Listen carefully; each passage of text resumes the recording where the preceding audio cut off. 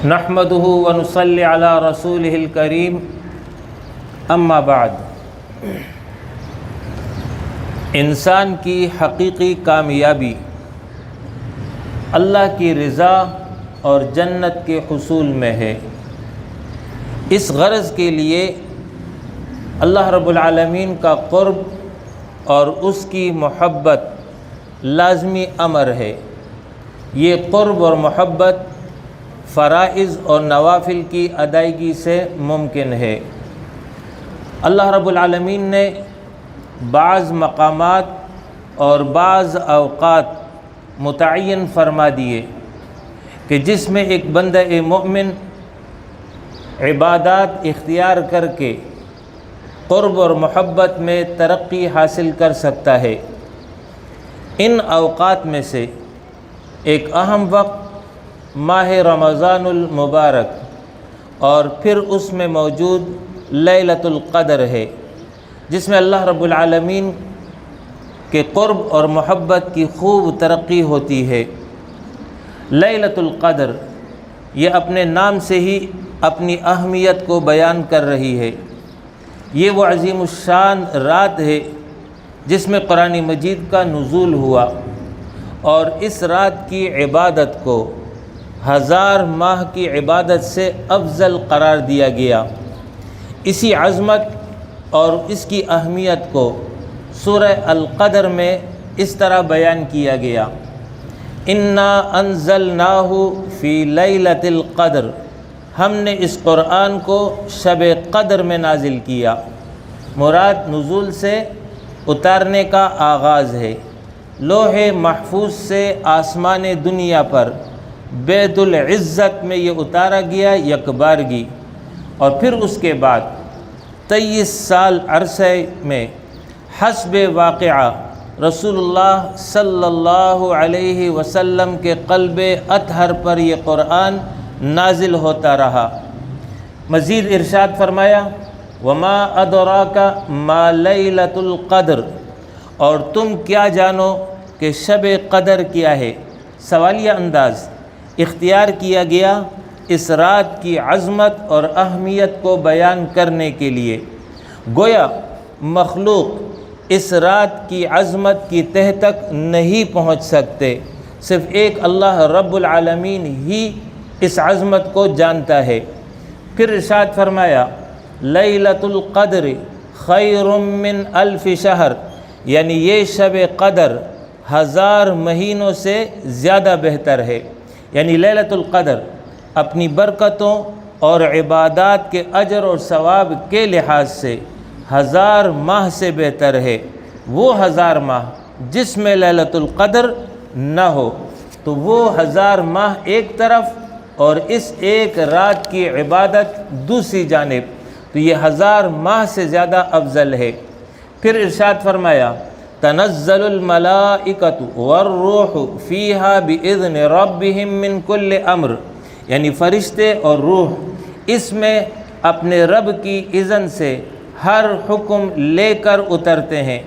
فرشتے عام، اور پھر اس کے بعد حضرت جبریل اس کا بطور خاص ذکر کیا ان کی عظمت کو بیان کرتے ہوئے کہ یہ بھی اور ان کی معیت میں فرشتے زمین پر اترتے ہیں اس رات میں ان کاموں کو انجام دینے کے لیے جس کا فیصلہ اس سال میں اللہ رب العالمین فرماتا ہے۔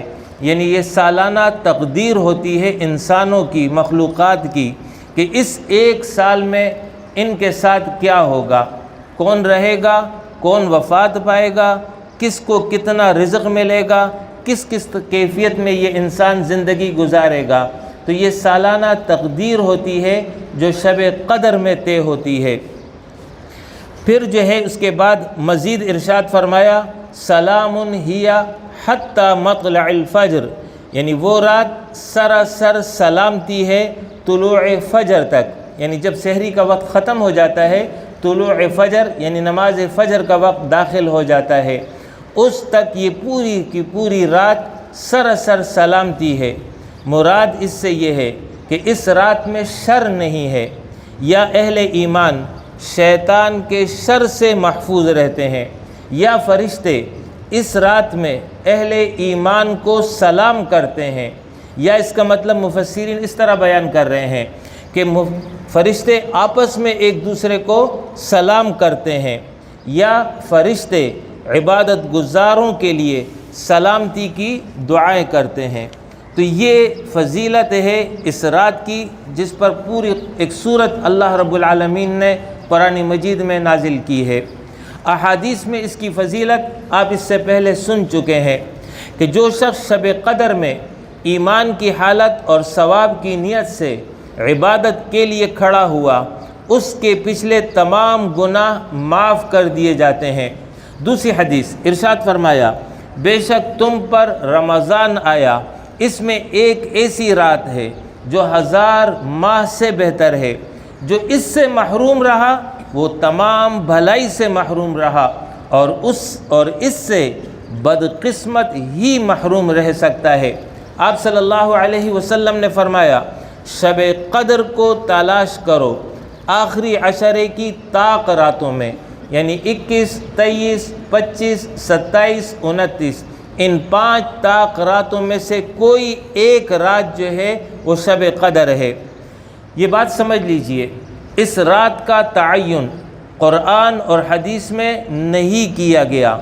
مقصد یہ ہے کہ اہل ایمان زیادہ سے زیادہ عبادت کریں اور قرب الہی کو حاصل کریں۔ یہ وہ بنیادی مقصد تھا کہ جس کے لیے اس رات کو نہیں بیان کیا گیا۔ یہاں تک تو تھا مسئلے کی نوعیت۔ اب آ جائیے اس جانب کہ بعض صحابہ کرام سے اس حوالے سے منقول ہے کہ یہ رات 27ویں شب ہے۔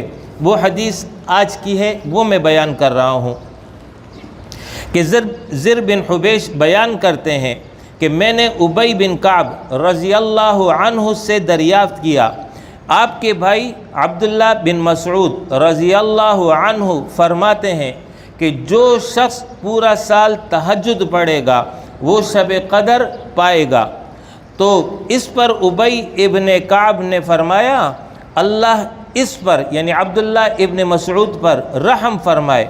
انہوں نے یہ ارادہ کیا کہ لوگ اس پر ہی اعتماد نہ کر لیں، حالانکہ انہیں معلوم ہے کہ وہ شب قدر رمضان میں ہے اور آخری عشرے میں ہے، اور وہ 27ویں رات ہے۔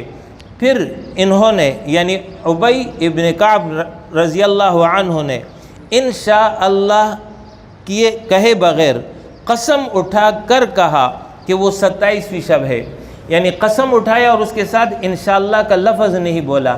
اگر انشاءاللہ کا لفظ بول دیتے تو پھر قسم کی اہمیت ختم ہو جاتی، لیکن انہوں نے بغیر انشاءاللہ کے یہ الفاظ ادا کیے قسم کے، اور پھر فرمایا کہ وہ 27ویں شب ہے، یعنی یہ جو ہے ان کے نزدیک قطعی اور یقینی طور پر 27ویں شب ہے۔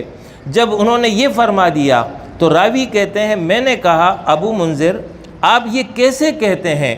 اس پر ابی ابن کعب نے فرمایا، اس علامت یا نشانی کی بنا پر جو رسول اللہ صلی اللہ علیہ وسلم نے ہمیں بتائی تھی کہ اس روز سورج طلوع ہوگا تو اس کی شعاعیں نہیں ہوں گی۔ تو یہ ابی ابن کعب رضی اللہ عنہ کا تجربہ ہے، اور یہ تجربہ ان کے اتنے یقین پر پہنچ چکا تھا کہ اس پر انہوں نے قسم اٹھا لی کہ یہ رات 27ویں شب ہی ہے۔ تو ابی ابن کعب اور اسی طریقے سے بعض اہل علم حضرات کی یہی رائے ہے کہ یہ رات جو ہے 27ویں شب ہے، جو کہ لیلۃ القدر کے نام سے موسوم ہے۔ اب اس کے بعد یہ مسئلہ سمجھ لیجئے کہ یہ رات جب حاصل ہو جائے تو اس رات میں کیا عبادت کی جائے۔ تو یہ بات حضرت عائشہ صدیقہ رضی اللہ عنہا نے نبی اکرم صلی اللہ علیہ وسلم سے اس طرح دریافت کیا کہ وہ بیان کرتی ہیں، میں نے عرض کیا اللہ کے رسول مجھے بتائیں کہ اگر میں جان لوں کہ کون سی رات شب قدر ہے تو میں اس میں کیا دعا کروں؟ آپ صلی اللہ علیہ وسلم نے فرمایا، کہو اللہم انک عفو تحب العفو فاعف عنی، یعنی اے اللہ بے شک تو درگزر فرمانے والا ہے، درگزر کو پسند فرماتا ہے، پس مجھ سے بھی درگزر فرما۔ یہ ایک دعا ہے شب قدر کے حوالے سے جو رسول اللہ صلی اللہ علیہ وسلم نے حضرت عائشہ صدیقہ رضی اللہ عنہا کو بتایا ہے۔ اس کے علاوہ اس رات کی کوئی مخصوص عبادت نہیں ہے، بلکہ عام طریقے کے مطابق اس رات میں عبادات اختیار کی جائے۔